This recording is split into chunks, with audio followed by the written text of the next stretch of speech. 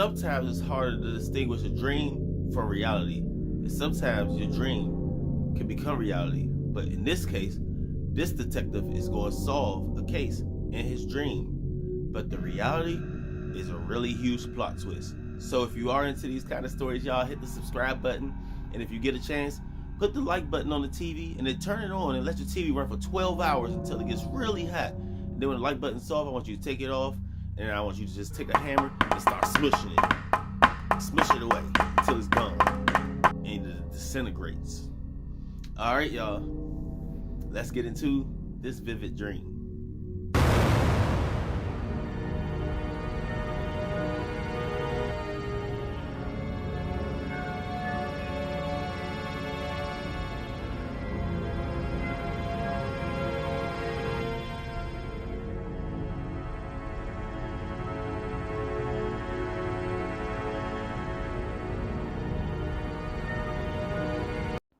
To understand this story, you would first need to understand the type of person Officer Hank was.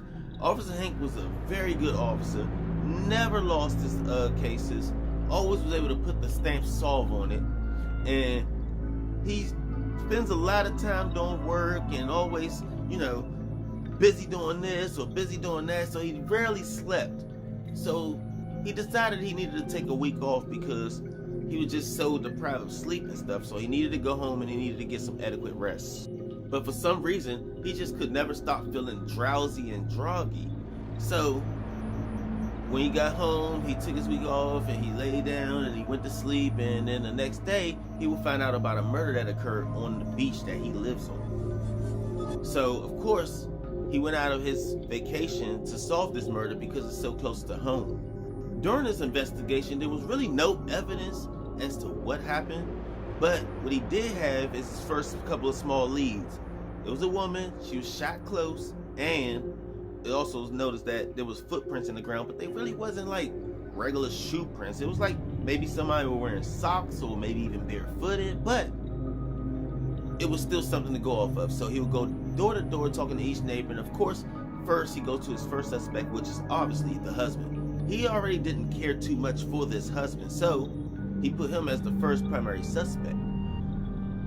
Once he approached the husband, he would ask him, hey, so how was the relationship between you and your wife? And he would say, it's been good, we have our ups and downs, but overall, it was a normal relationship. And the detective would look right back at him and says, did you guys ever argue? And this guy knows the detective didn't like him like that, so he kind of gave him a smart response, and he would say, don't everybody argue? And the detective would say, yeah, well, that's it for now, but I might have some more questions for you, so try to stay nearby. And the husband would look at her and says, where else am I going to go? And when he said that, the dog had came running down the steps that she was walking the night before she was murdered, and the dog would look at the detective and just start barking, outrageously barking. Now the detective looks back at the dog and says, the dog seems a little off. And the husband will say, that's weird because this dog loves everyone. And then the officer will look back knowing he don't like the husband and says, well, maybe not cops. And then he'll leave. Once Officer Hank got back to his house and really settled down and sat on the couch, he dozed off. And he had this vivid dream about a woman walking across the beach, and she's so full of life, and then she sees someone in the dream that she knows, apparently because she got that close to him, and she would run up to him in his dream, and while he's dreaming, he just seeing it, and he like, obviously that has to be the husband, and this person will pull out a 9mm, put in point blank range, and fire off a shot. Now once that shot was fired, she would go holding on to him and just fall into the ground, and then she'll hit the ground and she'll pass away. Next morning, body was discovered. Meanwhile, in his dream, when that happens, as soon as she gets shot and she falls to the ground, he will wake up, pouring in sweat and just sticky and soggy, just because he'll get up, he'll wash his face stuff and just sit down, have his coffee, try to get his brain together, try to wrap his head around everything he just dreamed about. And then eventually he'll go down to the coroner's office, where the coroner say, well, we don't really have much to go off of right now, but we was able to find a shell. If you don't mind, can you take this gun shell and take it down to evidence? because we found the bullet. And he took the shell and he stuck it in his pocket. Then he'd go back and says, you know what, I'm tired still. I'll just take this down to the place in the morning, and then, you know, I'll go on my investigation. But when he was in the house, he would go back to sleep, and he had the exact same dream. But this round, when he had the dream, he noticed that as the girl was falling, she would scratch the suspect right across the chest. So he was like, you know, maybe it's just my dreams, or maybe this is real. I'm not 100% sure, but it's definitely worth looking into to find somebody with scratches all over him and stuff. So he'll pop up again after that. He's pouring in sweat again. But this round, this case evidence started making a lot more sense, because he knows it's going to be hard to find somebody with a 9mm and find a scratch on somebody's chest. And besides, every criminal in America carries a 9mm. But when he got up and he was all sweating and stuff, and he did the same thing the night before, he just felt soggy. He said, I needed a shower. He would go in the room, he would start taking his shirt off, and that's when it hit him. It all struck him. He sees scratch marks on his chest. Then he looked down and he said, shoot, every criminal in America carries a 9mm, but also most cops in America carries 9mm. And that's when he realized. He didn't want to believe it, but he was thinking in his head, could I have done that murder? Was it me? So this detective decided he would take some phone books, he would stack it up. He grabbed his service weapon, which was a 9mm. He looked at it, made sure it had ammo, put the clip back in, cocked it back, pointed it at a big magazine, and then he fired. And when he fired the shot, he would tumble through the magazine all the way down to the pages where the bullet was found, which was under investigations, and he would see the bullet right there. He'll take the bullet out, and that's when he compared it with the bullet from the crime scene. He put them both side by side, and he looked. It was a perfect match. The reason he's been so tired and deprived of sleep during the day is because he would sleepwalk during the night. And in his sleepwalking, he went down there to that beach and murdered that woman. Further in investigation, he started thinking, he running around his house now. Now he's like, oh my gosh, I think I did this. And when he looked for his clothes from the night before, he would open the drawer up and he would see his socks and stuff in it, and it's covered in sand. And then he'll also start counting his rounds from his magazine and realize that there's two missing. The one he just fired and the one he fired the other day when he, Detective Hank, committed the murder of the young woman. And her dog was barking at her seamlessly because the dog remembered his face from the night of the murder. Today's story is going to be about a dream that turned into reality. This man had a vivid dream, a very bad dream. But what he didn't know, his dream was also signs, because everything he experienced in his dream, he was about to see in real life. And if you are into these type of stories, go ahead and smash the subscribe button. And if not, take a gun, go outside, shoot an airplane, and just watch it all the way down till it gets close to the ground. Then catch the front of the plane and gently set it on the like button. Alright, y'all. If you stick around to the end, things are going to get really good, and I got some pictures that's affiliated with this story. Alright, let's get into this vivid dream. To understand the magnitude of this story, first, you need to understand the type of person John is. John is a day-to-day scheduler, where he gets up and he has to live everything by the book, everything crossed to a T. You know, he gets this little board, he hangs it on his refrigerator, he writes down everything he needs to do. He goes to work every day and he comes home. John also could sleep through the night. He never had like no sleep paralysis or anything like that. So for John to actually have a dream was almost slim to none, almost impossible. I mean, not saying that a human can't have a dream, but in John's case, it was a rare thing. He never really had dreams. Well, that was until the 2000s. In 2001, John would go ahead and lock his kids down and put them in bed and tuck them away, and then he'll go downstairs, make sure that all his doors is locked and his back door is locked, all the windows are shut, his cars is locked, and then he'll go upstairs into his room, throw on his pajamas, and go to bed. What started off as a night of sleep, a normal night of sleep, would turn out to not be a normal night of sleep.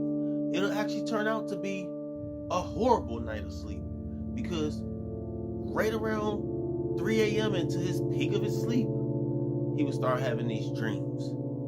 The first one started off, he was out front, he was doing nothing, he was just cutting grass, and then boom, the dream went blank. Then it would show a family member at a gas station, and the family member was pumping gas, and then boom, the dream went blank. And this would go on several more times as he just keeps seeing different family members, and then the string would go blank, which was totally unexplainable. He didn't get it, so he thought he was going crazy. He went to see a psychiatrist and did all the types of help he could possibly ask for, but none of it worked. And eventually, over time, those vivid, weird dreams would just stop. So now, mind you, it's in 2001, so a whole year goes past. And John gets up one day, and then that's when he realizes he's looking at TV, and he's seeing on the TV screen his dream. But it wasn't the same characters, it wasn't his family members, this was random people, but it was still happening exactly like his dream.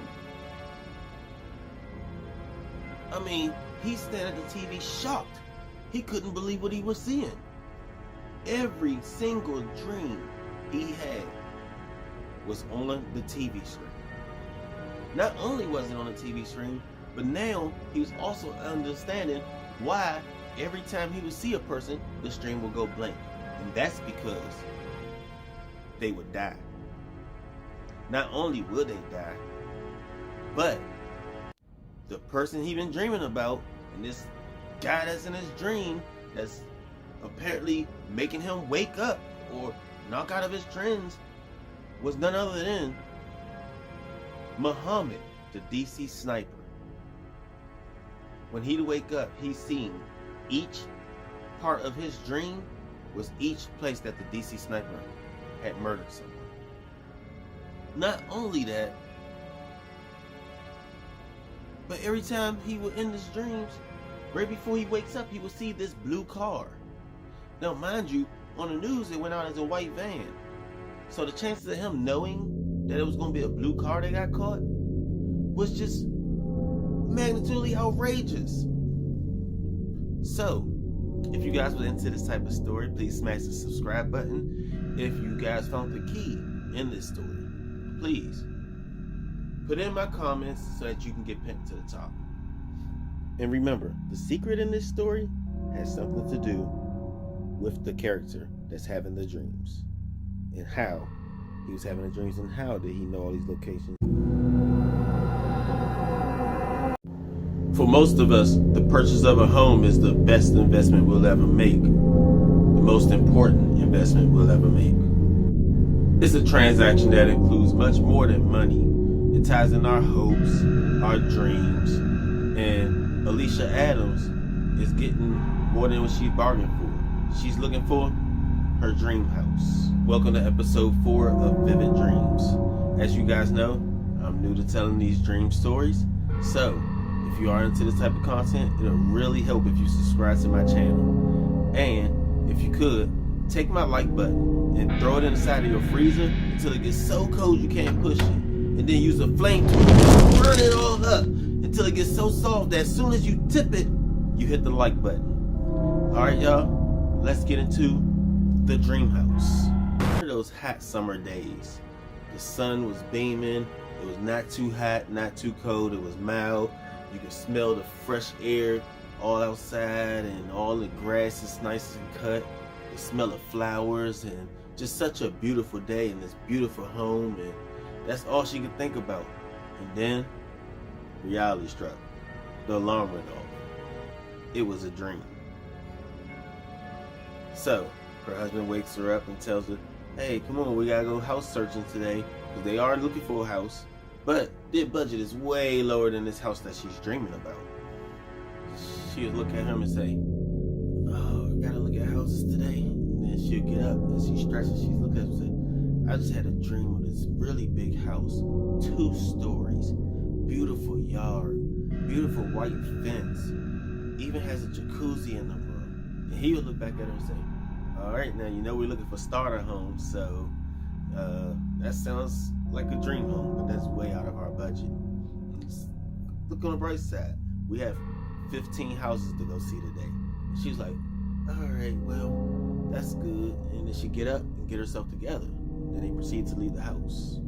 As he driving towards the first house, she would tell him about this house. She keep talking about it and talking about how the kitchen was and stuff. And he was like, come on, let's just focus on the task at hand. So they'll get to this first house, and it's a nice house. It's probably a 2-bedroom, 1-bathroom, you know, just a nice small house that's fit for her and him, because they had no kids.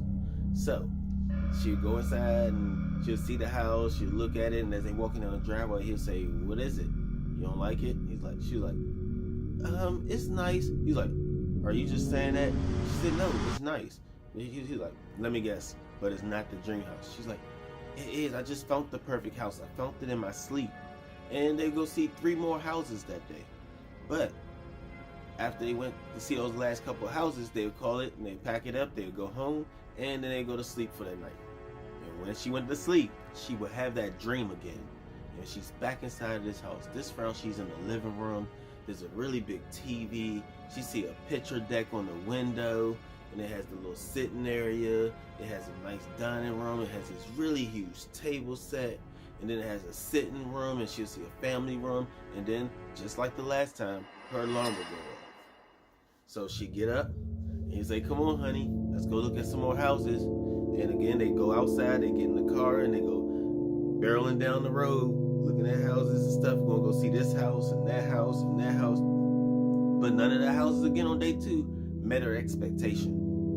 Now, 3 days rolled past, and they've been looking at so many houses at this point that he's kind of getting frustrated, and they're kind of going back and forth in argument and stuff. But every night, you know, they still make up and they'll kiss and they go to sleep. But when she go to sleep, once again, she's at this big house, and there's a swimming pool now, and she see in the backyard, and all types of things that just says like this house is not leaving her sights. So Friday, June 27th, they would leave the house. So as they driving down the road and they talking, he's talking about the other house they seen the other day and stuff, and he's just like going over a couple of houses that they went over and stuff. And right as he's talking, she cuts him off. She says, honey, stop, stop, stop. And he almost come to a halt like he's about to hit something. And she says, look, that's it. That's the house. And he'll look, and she's like, that's the house in my dream. Come on, we gotta see it. She didn't even wait for him to park. She popped the door open, and she gets out, and she starts running up the driveway. And he pulls in the driveway. He says, honey, we don't know whose house this is. We cannot just be walking to some house. And as they running up the driveway, and he's coming after her, trying to tell her to stop, some lady comes to the door, and she opens it, and she says, can I help you? And she said, I just need to see this house. This house is beautiful. She said, well, you're in luck, because this house actually just landed on the market today. The owner wants to sell it. I'm actually her agent. And she says, see, honey, look, everything like my dream. Let's go see it. We got to see it. And the husband's like, all right, we can look, but I mean, it's out of our budget. I mean, I just don't, we're wasting our time, and we're going to miss another appointment. And he complained a little bit, but overall, he still went inside. So they'll go inside of the house, and she'll look around, and the agent say, well, come in, let me show you. She say, this the living room. And right as she started talking to the real estate agent, you'll see her bust out the way and say, move, come here, honey, come here. Let's go outside. There's a nice pool out back. And as she's running towards the backyard, she's going straight down the hallway. The real estate agent would look at the husband and say, has she been here before? And the husband would just look at her and say, and throw his hands up, because he's baffled. He's lost for words right now. So as they go out to the backyard, and then he started going around, she's like, come this way. Look, there's a jacuzzi here. And then she would start naming different places and taking them there. And the real estate agent, she just like, she must have been here before or something. She's so lost that what's going on right now. But ultimately, she said, we have to put a bid in on this. We have to put a bid in on this. And he says, okay, you know what? We could put an offer in, but she'll never accept our offer. He's like, it's not enough. This is a $500,000 house. And she's like, come on, please, please, please, please, just put it in. So he said, okay. After begging him for a minute, he did.